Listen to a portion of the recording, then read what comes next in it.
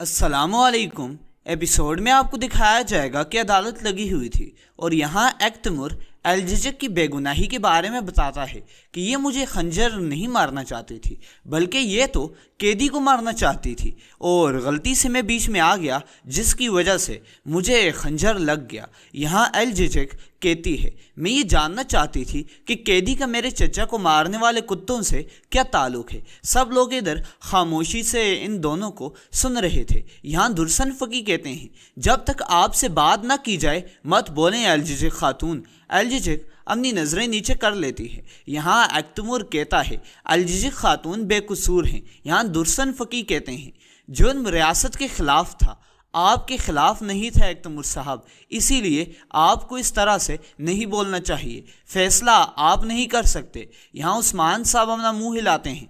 एक्तमुर कहता है, जब से मैं सुबाशी हूँ तब से मैंने ये सारे मामलात देखे हैं। मैं रियासत की नुमाइंदगी कर रहा हूँ। मैं कह रहा हूँ कि एलजिजक खातून ने ये जुर्म नहीं किया जिसका इल्ज़ाम इनके ऊपर लगाया गया है। यहाँ पीछे से आयशा कहती है, आप कह रहे हैं कि उसने आप पर गैर इरादी तौर पर वार किया। तीर के बारे में क्या ख्याल है? तुमने अपनी जान तकरीबन खो दी थी सुबाशी। यहाँ दुर्सन फ़की कहते हैं, क्या मुझे आप में से हर एक को इनफरादी तौर पर तंबीह करनी चाहिए? आयशा खातून, मैं यहाँ हूँ अदालत लगाने के लिए, खामोश रहें। यहाँ दुर्सन फ़की का गुस्सा देखकर सब चुप हो जाते हैं। दुर्सन फ़की इधर कहते हैं, तीर के वाक़े के बारे में क्या ख्याल है एक्तमुर साहब? एक्तमुर कहता है, मैंने नहीं देखा कि तीर किसने मारा है। मैं सिर्फ इतना जानता हूँ कि यह एलजिजक खातून का तीर था। और इसके बाद यहाँ दुर्सन फ़की कहते हैं, बाला खातून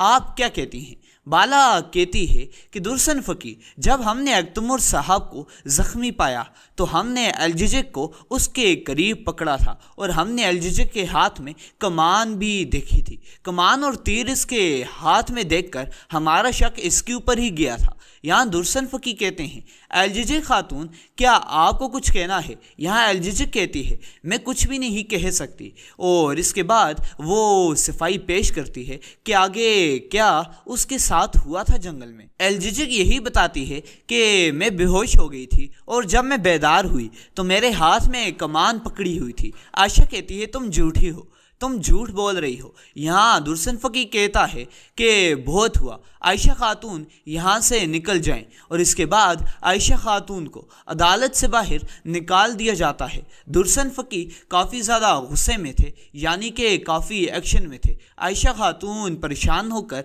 बाहर निकल जाती हैं। दुर्सन फ़की फिर उस्मान साहब की तरफ देखकर कहते हैं, क्या आपको कुछ कहना है उस्मान साहब? उस्मान आगे से कहता है, मुझे इस वाक़े की कोई इत्ला नहीं है, इसीलिए मैं कुछ नहीं कह सकता, लेकिन यानी शहर के सुबाशी पर हमला नहीं किया जा सकता और अपने मेहमान कांटाकुजीनोस पर हमला मैं कबूल नहीं करता। इस मुकदमे में जो कुछ भी हुआ मैं उसके बारे में जानता नहीं हूँ, इसीलिए फ़ैसला आप सुनाएंगे। आप लोग भी तैयार हो जाएं, क्योंकि अब दुर्सन फ़की उक्तम साहब